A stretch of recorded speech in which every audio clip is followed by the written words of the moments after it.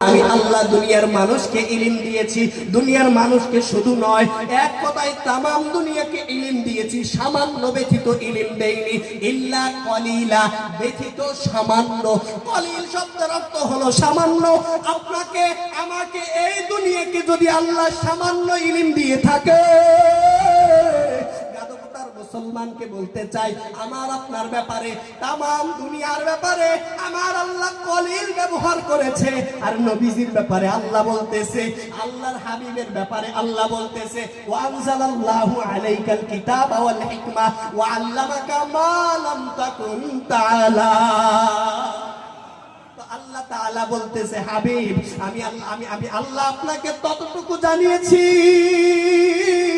যা কিছু আপনি জানতেন না। নবী গো, নবীজি, আপনি নবী যা কিছু জানতেন না, আমি আল্লাহ তাআলা আপনাকে তা সব কিছু জানিয়েছি। এই কারণে মাঝে মাঝে বলি, যার নাম শুনিলে চমকে উঠি, নাম শুনিলে চমকে উঠি, দিল বেকারার হয়ে যায়। রহমতেরি মায়ার নবী এলেনে ধরায়। বলতে পারবেন না সুবহানাল্লাহ? রহমতেরি মায়ার নবী এলেনে ধরায়, গায়েবের খবর দেনেওয়ালা এলেনে ধরায়। যার নাম শুনিলে চমকে উঠি, নাম শুনিলে চমকে উঠি, দিল বেকারার হয়ে যায়।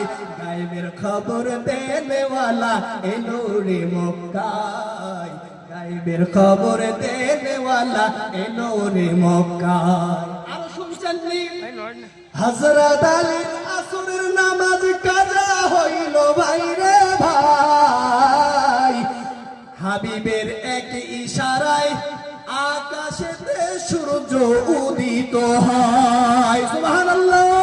এটা তাকবীর দেন, নারে তাকবীর, জবাবদার নারে তাকবীর, আল্লাহু আকবার, নারে রিসালাত, সমাজের আগমন, শুভেচ্ছা স্বাগতম, স্বাগতম, জাহাঙ্গীর আলমের আগমন, নারে তাকবীর, আল্লাহু আকবার, নারে রিসালাত, জনাব মুফতি জাহাঙ্গীর আলম সাহেব, নারে